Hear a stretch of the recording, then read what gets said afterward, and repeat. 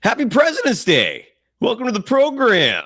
Originally, we were set to go live at 5 p.m. Pacific, 8 Eastern, with Bryce Lewis of Believe in Hawks, because we're going to provide you with a detailed analysis of what Tengus Pengus is going to bring to the table. Pengus! And why not ask a Hawks guy who's been watching this dude, covering this guy all year, all season anyways, to get the most realistic, again, analysis of what Dub Nation can expect. However, during yesterday's All-Star festivities, the game was pretty riveting. Hardaway, welcome here first. But it wasn't a game that caught at least my attention. And I don't know what this glare is all about. 1 second. Let me see if I can fix that. Oh, I just did. There we go. It wasn't the All-Star game itself that was making waves. Although people were happy with the product. It was entertaining, as evident by the fact that the ratings are something the NBA is bragging about. Look at this figure right here, just as a case in point of why the game itself was deemed a success.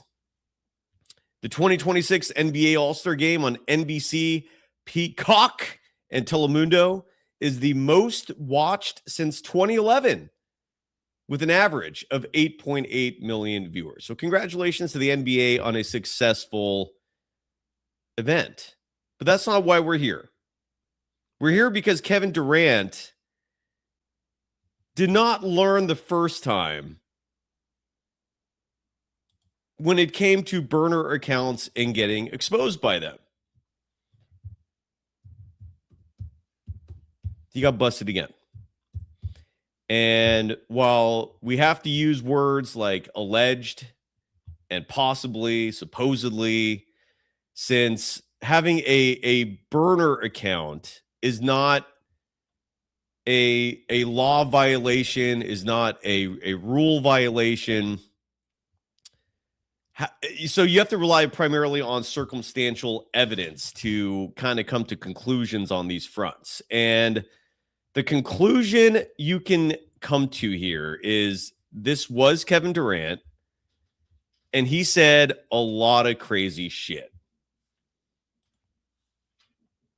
So let's talk about it. Let's talk about what Durant said.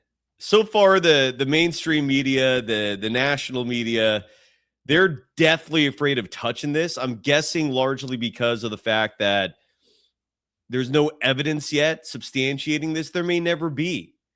I mean, this can all be, in all likelihood, this is a topic that will be covered based on the premise of likelihood.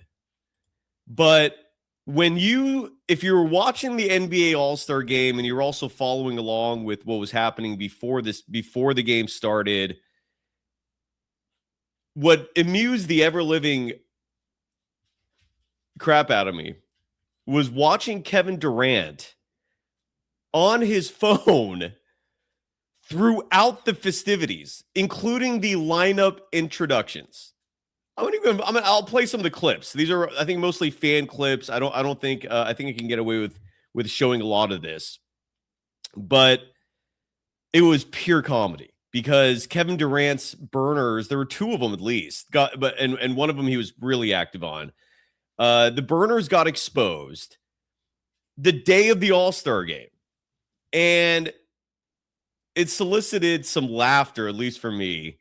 But the words he said were crazy, and it ties into the Golden State Warriors in this vein.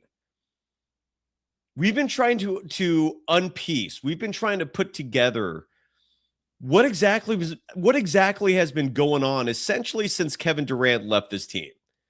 We've never gotten even a clear answer to this day of why he left this team, although it was pretty obvious. And so you just have to keep finding clues to figure this whole thing out in terms of what's amiss with your Golden State Warriors. And as we've been saying on the show, it always goes back to the head coach. And Kevin Durant said some crazy shit about Steve Kerr. And he didn't throw Stephen Curry under the bus, but Steph's name came up in these messages and posts. And I'll share all of it at least all that I feel confident enough in sharing that is associated directly with Kevin Durant. Let's talk about it. It's amusing as you know what. It is absolutely hilarious. And look, credit to Kevin Durant for being honest. Whether he intended to or not. Happy President's Day. We're going to have a part 2 later today at 5 p.m. with Bryce Lewis of Believe in Hawks. But for now, let's talk about those KD burners. Let's talk about what got leaked out. We're powered by FanDuel. The program is called the Golden Days. Let's go. Welcome to the program. My name is Cyrus Sotzes. You can follow me on Threads and Instagram at DogWild, over on Twitter at Surf Journalist, the program on both platforms at Golden Days Pod, coming to you live on a Monday afternoon, President's Day, from our beautiful studios in West Sonoma County, California. And as I mentioned a moment ago, we're brought to you by FanDuel. The line is out for the Warriors' first game out of the All-Star break. It's going to be a Thursday home affair hosting the Boston Celtics, and the line currently available. We don't know what Stephen Curry's availability will be for this game. We also don't know what the availability is going to be. It's all up in the air at this point, but what we do know is there will be a game Thursday at Chase Center, tip-off at approximately 7:10 p.m. They're hosting the Boston Celtics, and FanDuel has the line right now as the Celtics 4-point favorites. If you want to bet on the Warriors money line, plus 140 is that line, the OU 223.5. Again, brought to you by FanDuel, our official title sponsor, which we're elated to be a part of. But we're primarily here to talk about these KD tweets. And in case you missed it, I'll try to summarize and articulate as clearly as possible so you can catch up on what you may have missed. Basically, sometime yesterday morning, at least to the best of what I've gathered, sometime Sunday morning, Kevin Durant was in an exchange with someone in the replies of some post that was tied into the Middle East conflict, more specifically involving Israel and Palestine, a conflict that's been going on for thousands of years. These two cultures clearly hate each other. I don't see the drama ever going away. And sorry to even chuckle at that. It's just, when you get to a certain age and you see nothing ever changing, it's just, you laugh at the absurdity of it. Side note, again, we're not going to bring politics into this. I certainly am not going to take sides in something as political and divisive as that. But I bring it up because someone started calling Kevin Durant out in these replies because Durant supposedly, I don't know if this is true or not, is investing in a drone company that Israel is investing in. And what they use these drones for, who knows? I personally don't care. Again, I do not have an interest in either side of that mess. It's unfortunate what goes on there. But in pertaining to the story, again, Kevin Durant, it was getting grilled and never answers the question of the why he's selling these drones to Israel or what's going on. But somewhere in that vein, in this discussion, and maybe it's just and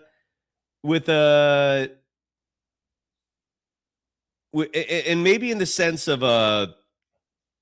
how do I phrase that? I don't know how they correlate, but it was right around that time that the burner got exposed.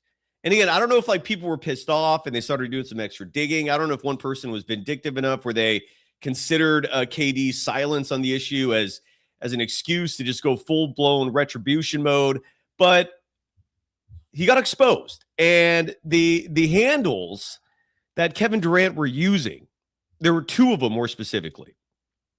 And let me pull it back. Let me see if I can get to exactly where this is. I have a whole thread opened up that kind of summarizes it. So the handles were hold on, I want to start there because why not? He had two handles specifically tied in. One was one was "Get Off My Dickerson." That is one of the two Twitter accounts. And I think that was the main one that was being very active. Again, I'm going to give you all these handles as well. God, there's so much here. I should have been a little better organized in terms of presenting this, but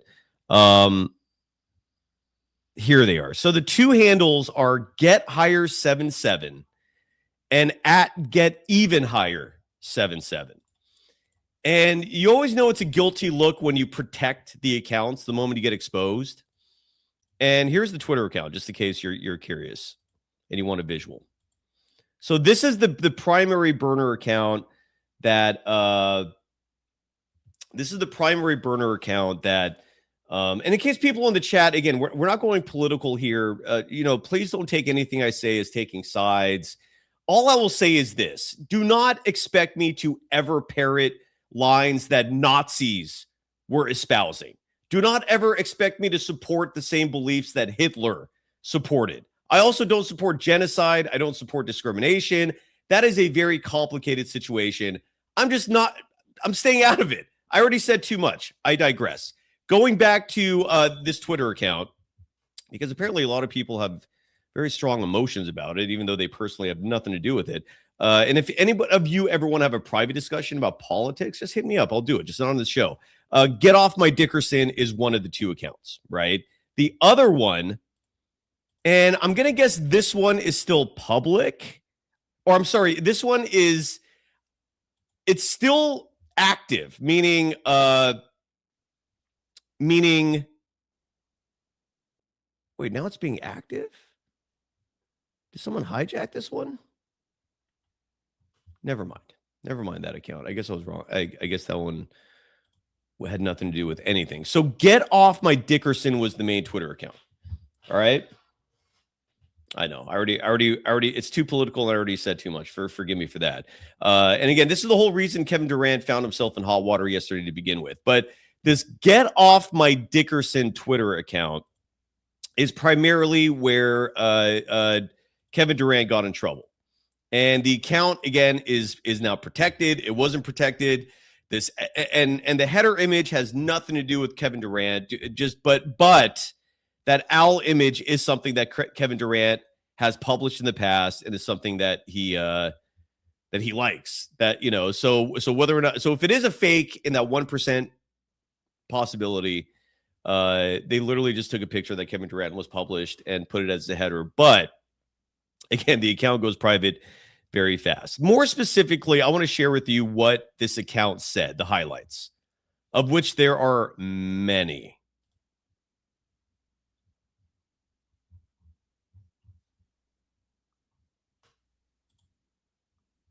And again, a Twitter account named Saeed Demon 25 did like a whole thread on it. And so I'll just go through the thread with you. All right. And for Craig Ross, who's saying that is fake, how do you know that?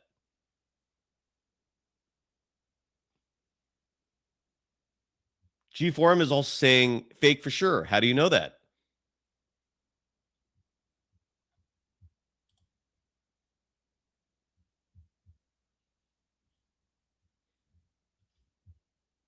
You don't know it's fake.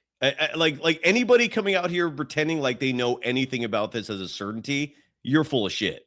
I'm not sitting here saying this burner account is 100% his. I am saying 99% certain it's his for a couple reasons. Has Kevin Durant come out and said this isn't him? No. Are people afraid of coming out saying it is his because they're not afraid of being sued for defamation? Yes.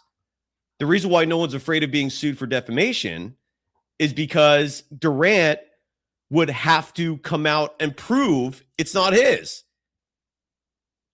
He ain't going to do that. If Kevin Durant's going to sue people for defamation,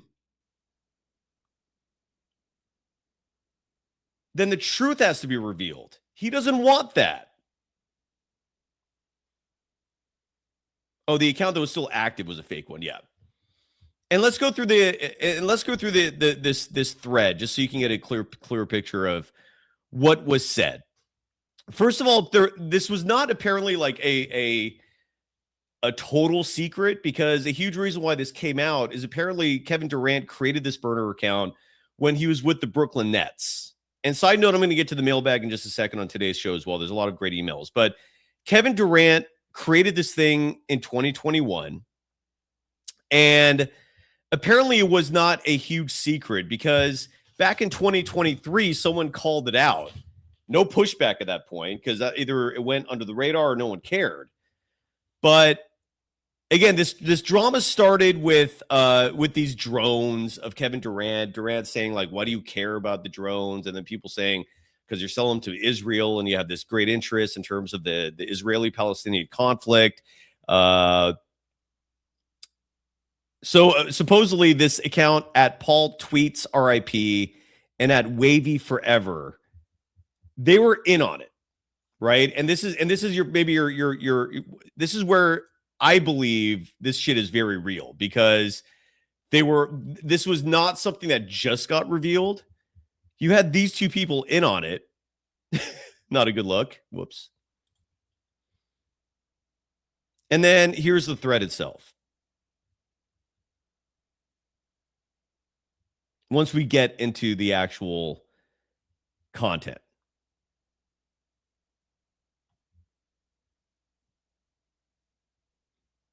In summary, Kevin Durant still misses Ben Simmons. Here's another one that he wrote pertaining to the Golden State Warriors. Kevin Durant wrote in this private chat, quote, since Michael Jordan punched Steve Kerr in the face, he don't F with a derogatory term for African Americans. Kevin Durant supposedly wrote that.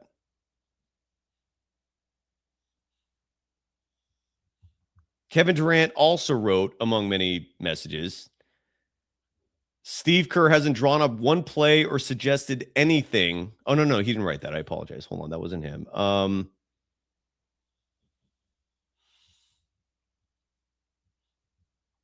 This was from back when in his Brooklyn days. Someone wrote to him, I miss James Harden. Kevin Durant responds, slightly delusional, but I understand him. So he took a dig at James Harden. He started ripping on Kyrie Irving. And then one of the funnier things that he wrote was calling Russell Westbrook triple-double cocaine bear, which then leads to this incredible picture. If you're watching this on YouTube, it's literally a reimagining of the movie poster of Cocaine Bear with Russell Westbrook on it. Triple-double cocaine bear. He wrote more. Again, this thread has hold on. This thread has all the good stuff. Here's another one. Kevin Durant allegedly wrote, if you don't screen and pass up shots for Steph, you getting waived. And look, if this is what he said, all it does is validate what we've suspected for a long time. That Kevin Durant wanted nothing to do with the Warriors because he did not want to be treated as a runner-up / VP type star to Steph. He didn't want to be in an environment where Steph was the megastar, everyone else was essentially a role player.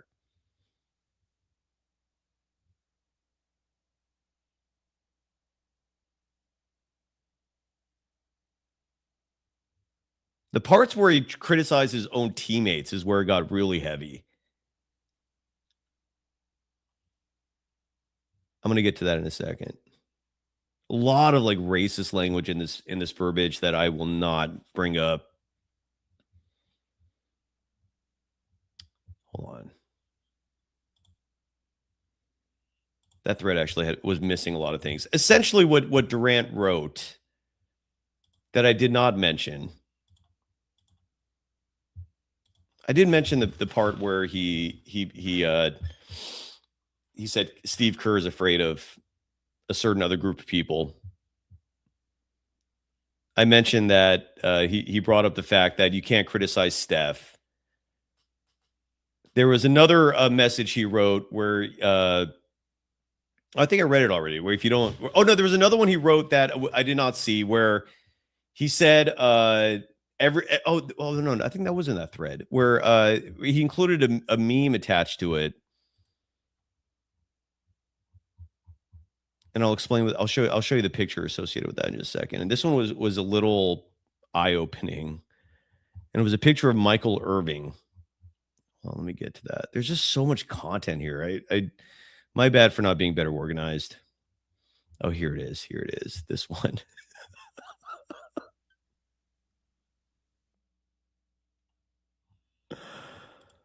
Here, this one right here. This is Kevin Durant. He supposedly actually published this as one of these group text things. Kevin Durant allegedly wrote, "I started holding Steph accountable in film." And folks looked at me like this. And it includes, first of all, I slightly amended the verbiage to not say things that will destroy me and just be utterly disrespectful and wrong. But it has a picture of Michael Irving giving just a funny ass look.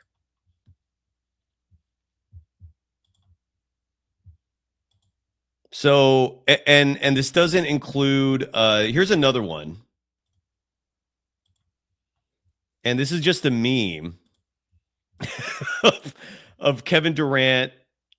And this is a meme from The Office where it's a picture of Kevin Durant and the meme says corporate needs to define the difference between this picture and this picture. And it's Devin Booker and Stalin and Kevin Durant saying they're the same picture, because some of the messages he also wrote has him criticizing his time with the Phoenix Suns, where what he essentially said in these texts was that every time the team would win, Devin Booker would get the credit. Every time they lose, he'd get the blame.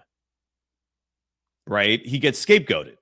Sound familiar with something with the Warriors, right? People don't want to get scapegoated. And that's a huge problem with the Golden State Warriors.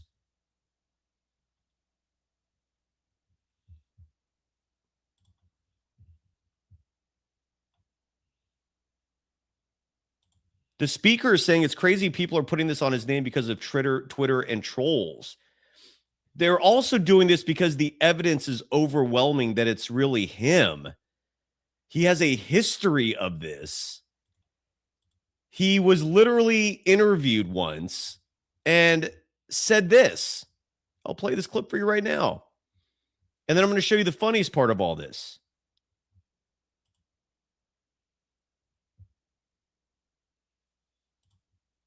Side note, here's some more a post he did really quickly here. According no. That was not, I showed that already. That actually was not. Oh, we already showed that. Okay, so I already showed you all that. Forgive me. But I want to show you this interview real quick, just to show you just if there's one thing I think we can safely come to a conclusion on with Kevin Durant is that the acumen is sorely lacking. It's sorely lacking. Here's an interview Kevin Durant recently did. I want to just share this with you real quick, real fast, just in case you think there's no way Durant would ever do this. He's obsessed with this shit. Do you have burner accounts? Yes. Fave dog breed? Cane Corso. What's your most prized possession? My life. Nighttime routine? Sleep. Guilty pleasure? Video games. Do you have a pregame ritual? No. What have you been watching the most since you've been out? YouTube. Who do you text the most? Team group chat. What's been your favorite age? 34. Do you have burner accounts? Yes. Do you have burner accounts? Yes. I mean, he's been caught with it. He still admits to it. Why would you not believe it's not him? There are multiple people attesting to it. And believe me, I've looked at a million different posts from individuals, wannabe sleuths, maybe they're real sleuths, trying to find out if it's really him. The dates of the activation of the two counts are almost identical, if they are literally identical. Again, to me, and maybe this is the most damning part, and this is what made my All-Star game highlight, is this was all coming out during the All-Star game. It came out yesterday morning. We're recording this on a Monday. The All-Star game was Sunday. This all started dropping Sunday morning, early afternoon. The game, I believe, started at 2 p.m. Pacific time, I think, or was it 5? I can't remember. I barely watched the game itself. I just was following the action leading up to the actual tip. And one of the funniest things, and I could not stop laughing at this, is that Kevin Durant, while every other NBA player was enjoying the festivities of the All-Star game, Kevin Durant was glued to his phone. Look at this. Like this was during a shoot around. Here, let me show you these clips real fast. And again, man, either if you're not laughing at this, you probably either love Kevin Durant too much, or you just maybe you don't have a sixth sense of humor like I do. This was Kevin Durant literally during shoot around. We don't need the music, and plus that's where copyright could get you in trouble. This is Durant just like look. Does that look like a man who's calm? Just is obsessed with his phone during shoot. Do you see any other players here on their phones? Do you see anyone else on their phone who's a player? They're all shooting the ball because it's shoot around. Kevin Durant is in real time realizing, oh my God, my burner just got exposed. Here's another one. That wasn't the only one. There's like one or two other ones. And I wish I could show you folks the clip of Stephen Curry making one of the craziest shots imaginable, but I'm gonna guess YouTube will bring me down for that one. And then I can't show the video of this one, but this is a picture.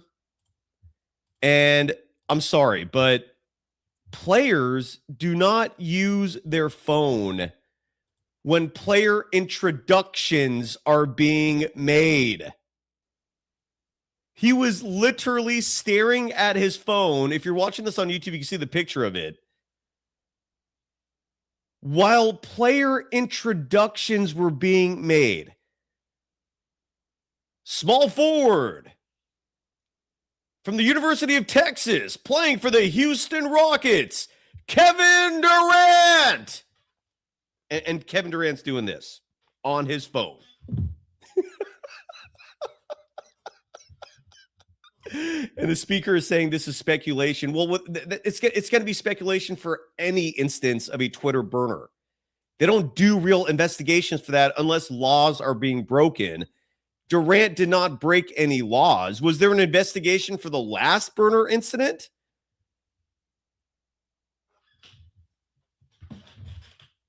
Look, the speaker, you're right. This is all circumstantial.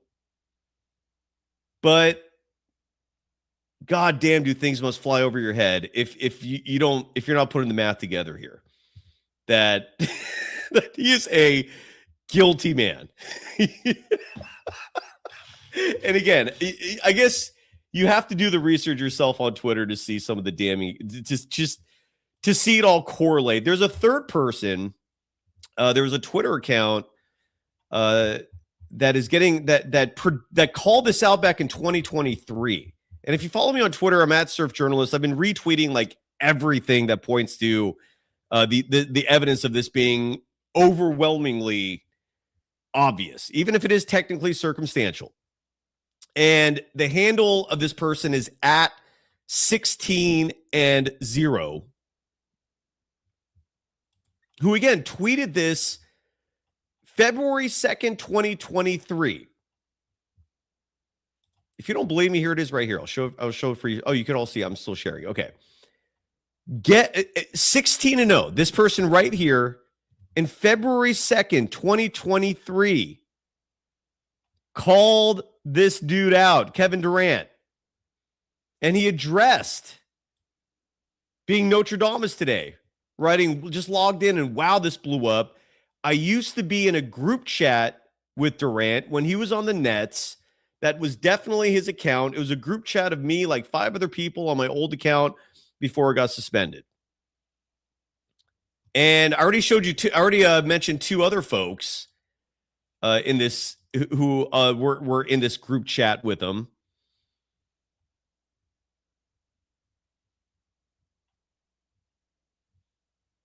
I have to scroll up and down to get all this. I'm sorry for all the pauses. At Joe_Cuervo and at Zach Langley NBA. No. God damn it. Again, this is where someone should just write a clean story on this, so you don't do shit like I do. The other 2 people who knew.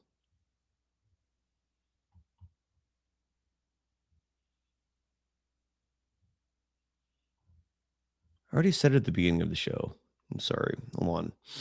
I need to repeat myself one more time, just for the people out there who actually doubt the validity of this piece. Oh, here. It's at Paul Tweets RIP and at Wavy Forever. And they're both, and it's all like, it all started with like this Brooklyn Nets group chat. And why KD was just in a group chat with some other randos who are Nets fans, I don't know. But he was. He loves doing this. Yeah, Zico the First saying it's a rabbit hole. The speaker says get Pablo Torre on it. Again, though, Pablo Torre focuses on like no real journalist is going to likely pursue this, other than the fact that Kevin Durant also called out his own teammates. And I want to finish on that front before I get to the mailbag. And that's the part of this in modern times, which I think is fascinating. Again, though, Durant calling out his old coach Steve Kerr, saying he's afraid to fight a certain demographic ever since Michael Jordan punched him, saying he can't criticize Stephen Curry without having the whole team essentially giving him the dirtiest looks imaginable, saying there's a double standard on this team between how Steph is treated and how everyone else is treated, Durant included. So that part of the picture is damn clear now in terms of why Durant left. And whether or not it's justifiable, whether or not it's right for Durant to be so sensitive about that double standard. In other words, does Stephen Curry deserve that treatment? Maybe. But did that environment also potentially hold the team back from more than 4 titles? I say yes. Because you're directly like preventing talent from being on your team. You need talent to win championships. It's also a testament to the greatness of Bob Myers to find an incredible 1 through 15 back in 2021 of the perfect group of role players to surround Steph with. The Otto Porter Juniors, who don't care if there's a double standard. The Nemanja Bjelica's. Draymond Green's a loyal soldier. Klay Thompson. Andre Iguodala, loyal soldiers. Jordan Poole hadn't developed the ego yet, and he also wasn't punched by Draymond yet. It was perfect. This is why you need no egos on this Warriors team, because the moment you get another ego in the mix, they're not going to get the special treatment that Stephen Curry gets. And again, Steve Kerr, there are better ways to manage this. I can assure you of this. Steph ain't asking for that. Stephen Curry is not going around telling people, you better treat me better than everyone else. No. Steph's just minding his own goddamn business. Steve Kerr, being the weirdo he is, thinks that's how the world, or at least the Warriors culture, should treat Steph. And it rubs some other people the wrong way.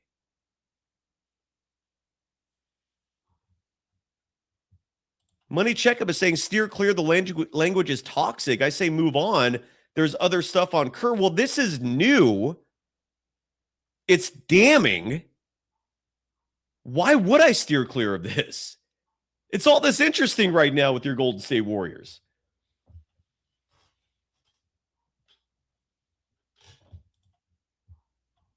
And again, I know you Kerr apologists will make up excuses for anything. It's very similar to the type of loyalty a certain president of our United States gets, where what does Kerr have to murder someone before you turn on him? Like what is the line for you Kerr apologists exactly? Like what does he have to do before you finally admit, oh, he's not this amazing person that I think he is? It's crazy, man. But I want to mention one more thing here because before I move on from the subject, because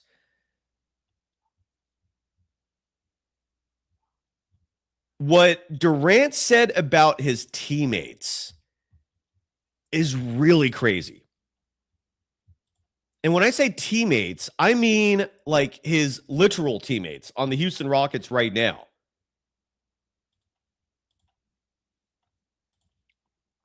And okay. So here's some more. Okay, here's a little more I found. So he called Devin Booker and Frank Vogel Stalin and Hitler, Mussolini and Kim Jong-un, two dictators. Here, this was the message that he wrote pertaining to his former team, the Phoenix Suns. Someone in this group chat wrote, "Life with Devin Booker and Vogel." And again, Kevin Durant has said before he doesn't like getting scapegoated. He felt he was getting scapegoated in Phoenix. And he wrote, two dictators, Stalin and Hitler, Mussolini and Kim Jong-un.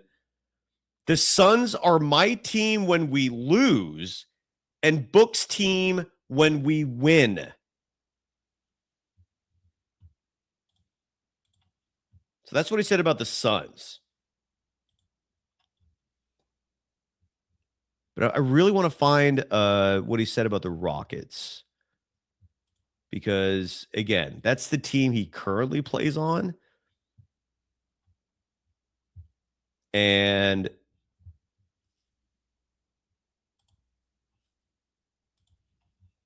he said some crazy shit. Hold on. Let me just get to that real quickly here. Triple-double cocaine bear. Russell Westbrook.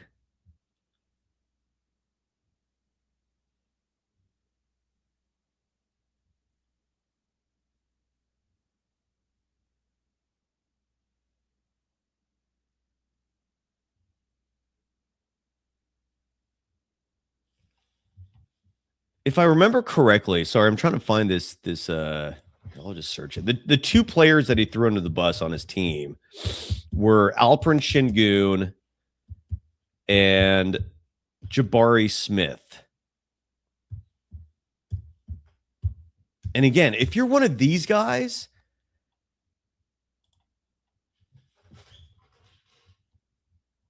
how are you like okay with this?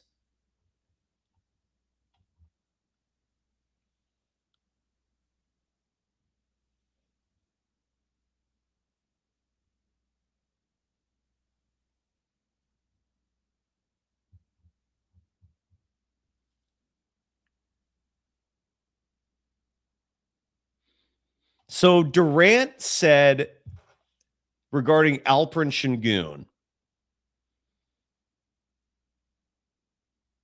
he said, he wrote, how is Şengün the franchise player when he can't shoot or defend?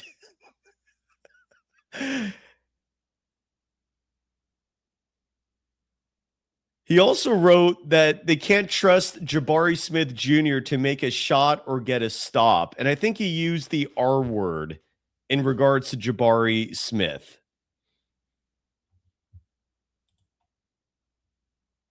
And that's some serious shit, man. And that's where you're going to find out whether or not this is real or not. Side note, it's real.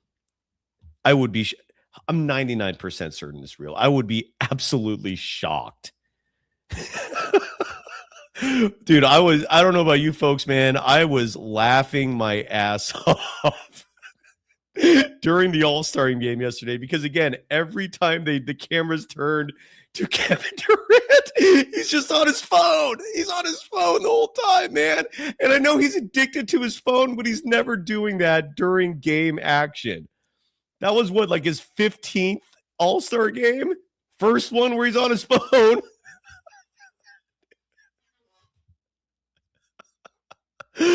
Oh my God. I'm trying to find what he exactly wrote about his teammates. Oh, here it is.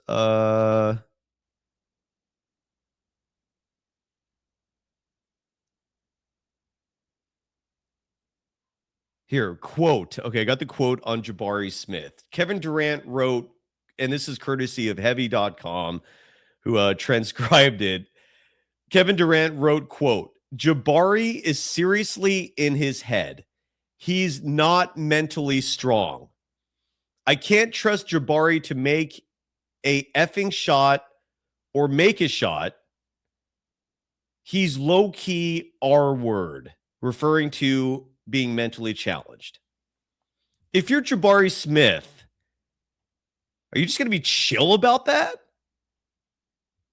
And then here is what Durant wrote about Alperen Şengün. Quote, Coach called that play to pass to Alpi, LOL. Ema turned the ball over with this double expletive team. The double expletive, I don't know what that is exactly.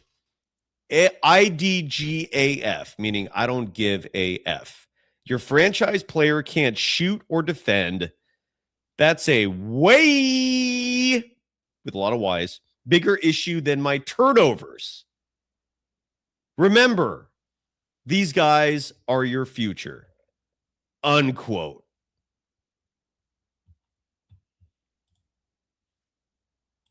Oof.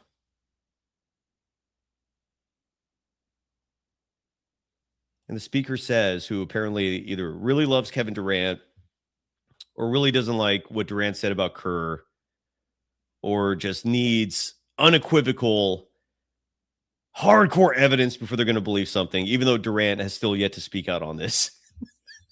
And even though like every deep dive on Twitter does nothing but substantiate this. Again, find evidence that goes against this being KD. Just find any evidence that shows you this is not KD. All right. Again, see, you have the barbers in the chat going, no, I need real anything that dares to slander Steve Kerr. I must have real evidence. The real proof that this is him, again, multiple accounts on Twitter saying it's him. The verbiage lining up with what he's written in the past. Patterns in the court of law are recognized as defining someone's credibility. Durant's already been busted for this. Durant already admits he has burners.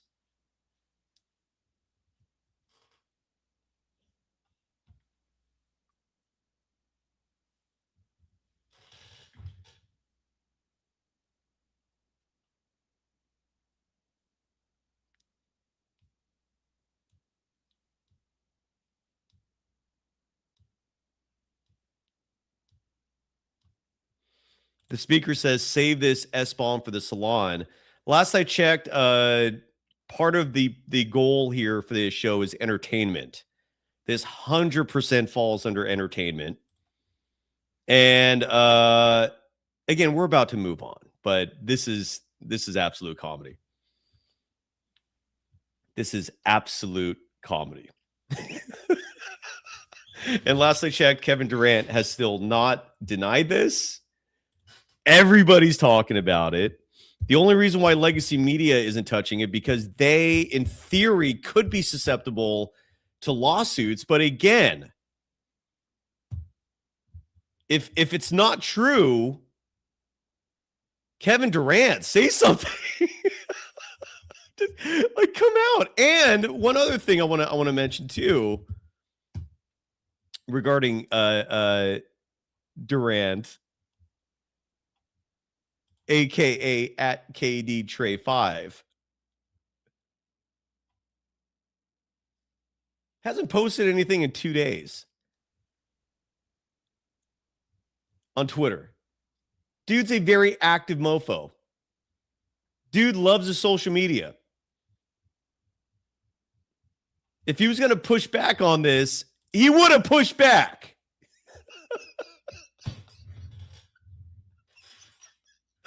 All right. And again, if you want, I've posted as much as I can on my socials. If you want to follow this story even more, feel free. But and sometimes too, you gotta take this into account. Does the story make sense? And if the answer to that question is an unequivocal yes, meaning where there's smoke, there's usually fire. Dude, you could see the smoke 100 miles away on this story. You could see the smoke from another part of the planet where there is curvature typically blocking your view.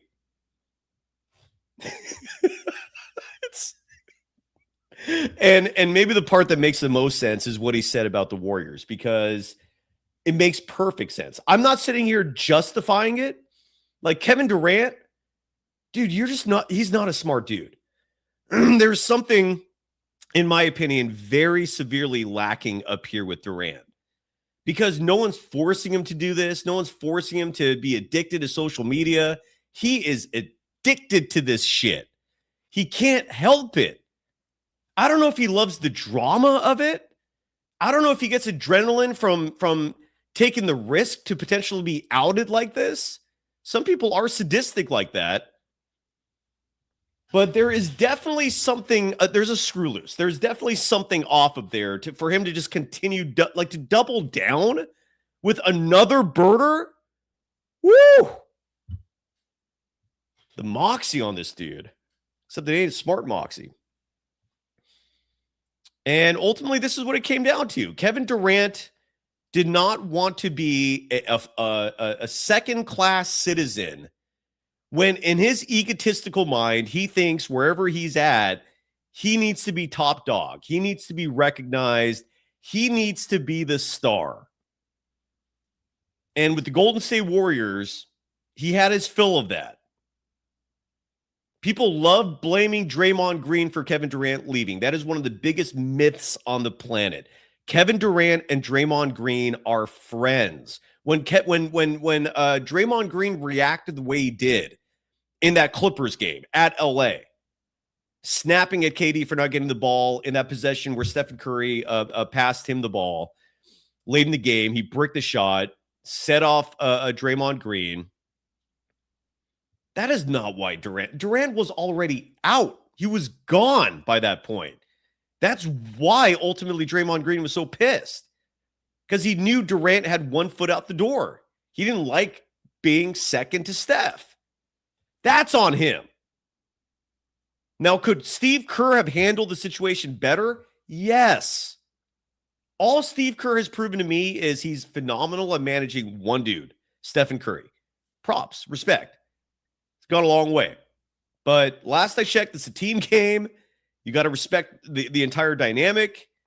And in my strong opinion, if Steve Kerr understood the premise that there are 15 dudes in that locker room, and while Stephen Curry is one of a kind, special, elite, all-time great, whatever verbiage you want to apply to him, be hyperbolic. It's well-deserved.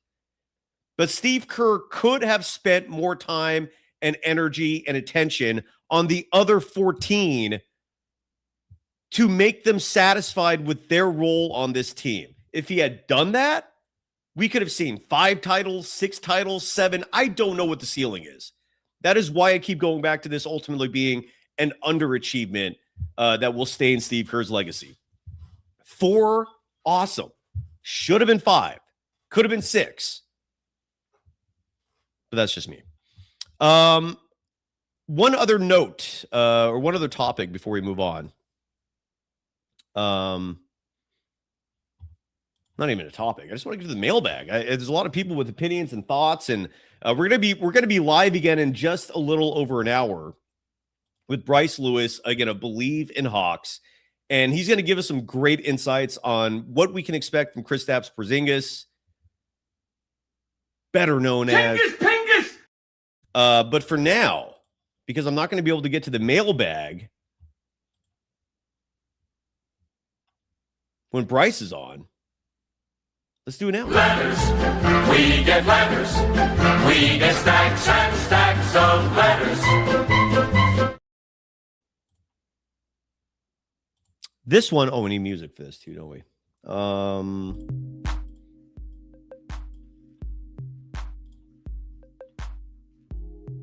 If you send me an email that's just a link, that's not really, that kind of like goes against the objective of the mailbag.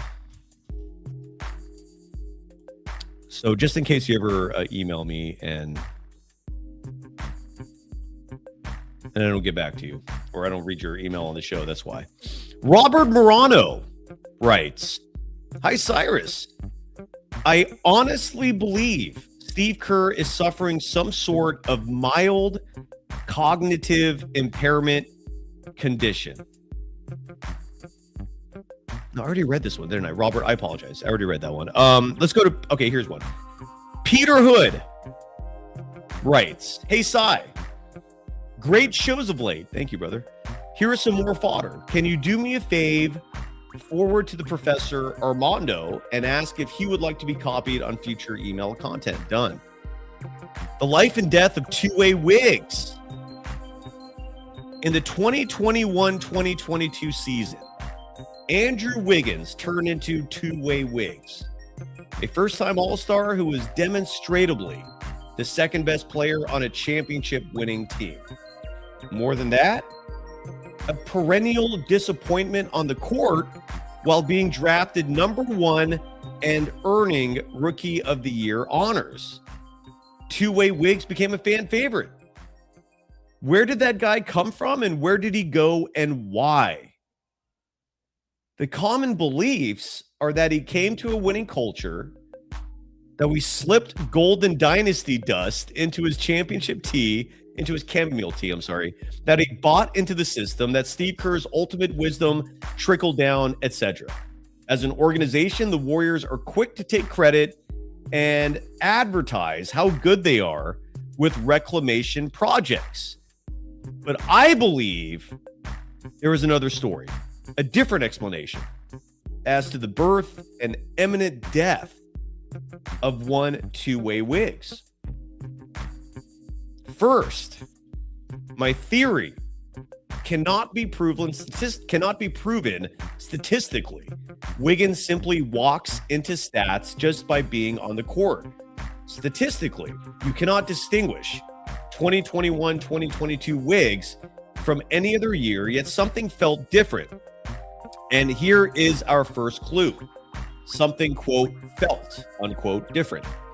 Wiggins came to Golden State as a distressed asset attached to a future first-round pick that I believe Bob Myers earmarked for Wiggins' ultimate replacement should he continue to be underwhelming and overpaid. He has always been quiet, introverted, one of the most stoic and unemotional players in the league, and was the poster child in the NBA for not reaching one's potential. But something changed in 2022, and my evidence is nothing more than the eye test. We saw it, the NBA saw it, Luka Doncic and Jason Tatum felt it. What seemed different to everyone was that Wiggins was playing with more emotional content. We all know that skill limits a player's offensive potential. Conversely, defense is all about will, determination, desire. Defense is about emotion, and emotion is a skill unto itself. And apparently the one and only basketball skill Andrew Wiggins lacked until the 2021-2022 season. So what changed? Enter Jordan Poole. Remember, during the 2022 season, when the cameras flashed to the sidelines and we saw Jordan Poole and Andrew Wiggins sitting together, laughing almost uncontrollably, I remember thinking, quote, "Good Lord, Wiggins has teeth? I've never seen him smile," unquote. Remember after the championship, doused with champagne, Poole and Wiggins screaming together, quote, "I'm going to get a bag, you're going to get a bag," unquote. Jordan Poole was extroverted, gregarious, overconfident to the brink of delusion, a risk taker, a showman, a show-off. Pretty much everything Andrew Wiggins was.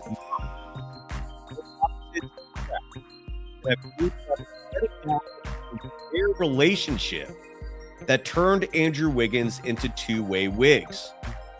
It was Poole that helped pull Wiggs out of his perennial unemotional shell. It was their relationship on and off the court that paved the way for Wiggs to engage in the game with more emotional content. Even in a close male relationship, evolution has its way. Men compete with one another, both obviously and inconspicuously. We try to one-up each other, tell the funniest joke, make the best barbecue, or ball out on a basketball court. Was two-way Wiggs a product of Steve Kerr's infinite wisdom? Curry's lead-by-example professionalism? Or Draymond's gentle leadership? I say, quote, "Hell to the no," unquote. My theory is that two-way Wiggs was an emergent property of his relationship with Mr. Pool Party himself.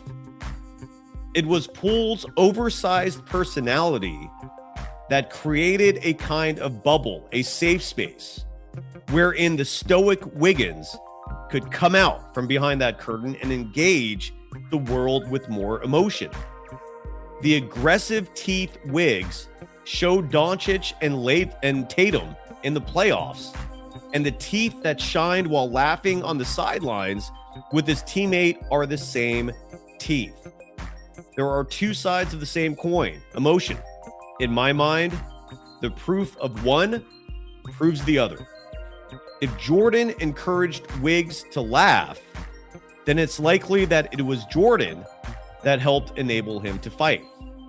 We forget that basketball is a job, that an NBA team is a workplace, and that teammates are just co-workers. We always try to come up with basketball answers to basketball questions, forgetting that behind the basketball, there are just regular human beings with human emotions and a myriad of complex personal relationships. As we embark on what will be a very long and detailed autopsy of the Golden State dynasty, it behooves us to remember what it was like the last year that it was alive before the punch. The victors in battle get to write history, and the remaining shards of the dynasty, Kerr, Curry, and Green, want to control the narrative and rewrite history to their own benefit.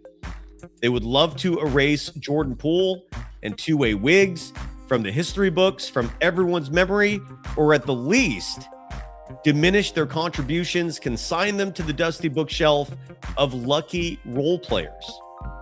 Not here, not in this autopsy. Jordan Poole didn't just throw a pool party. He is the one and only one responsible for getting two-way Wiggs to attend.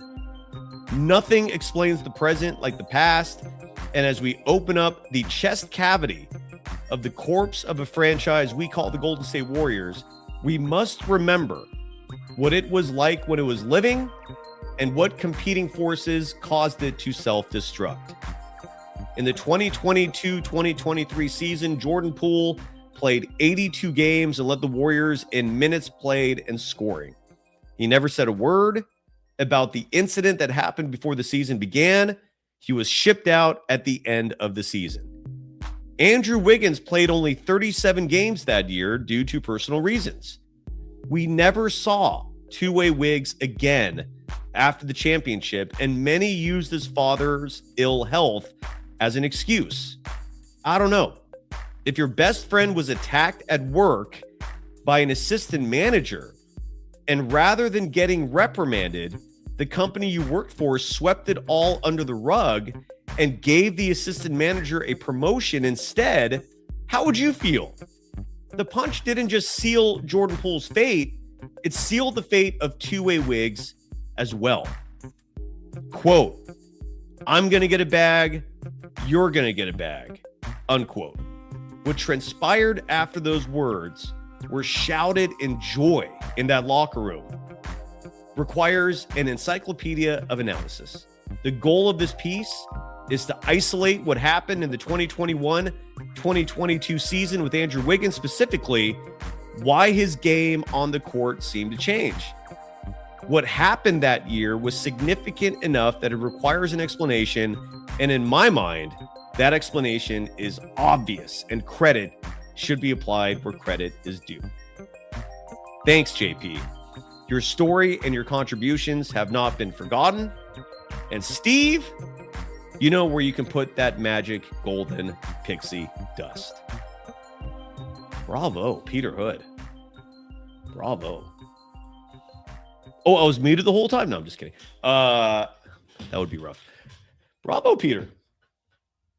Good email. Side note, when someone writes something that eloquent, and I hope you felt a little, what's the right word? Not reassured, but validated, I guess, that your eloquent words were read on this show. Dude, if you can write that good, start a Substack, start a Medium page, start something where you're writing, because it's well deserved. It's well deserved to be seen by the public eye and not just on this show. Peter, bravo, and yes, your email was forwarded to the professor Armando Lore, who joins us every Friday. Good stuff, very good stuff. A lot more emails to get to, not today though, just because I got to duck out. We're coming back in an hour with Bryce Lewis of Believe in Hawks. Shardal has an email. All right, Shardal, I'll read your email real quickly before we go. Letters, we get letters. We get stacks and stacks of letters. Come on, stay at home, son.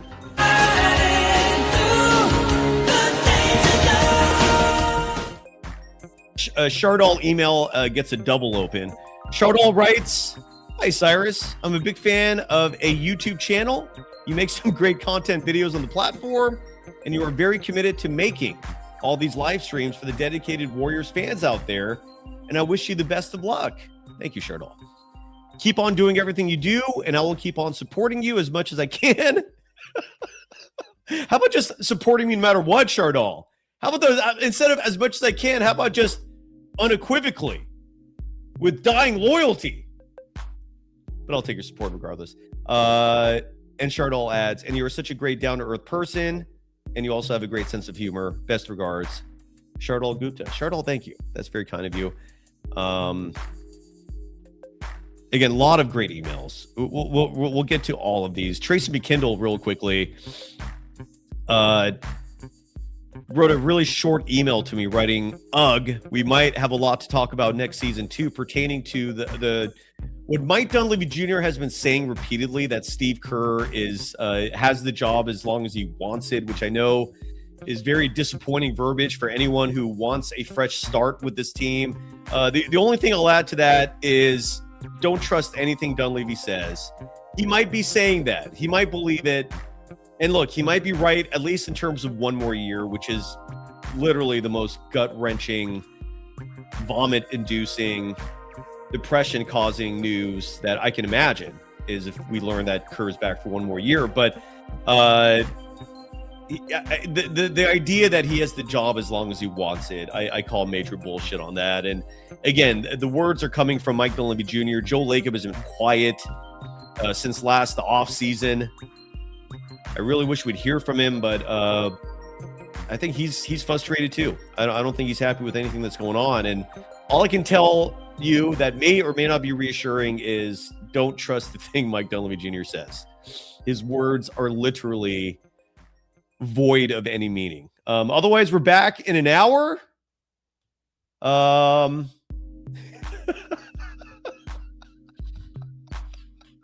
Thanks, everybody.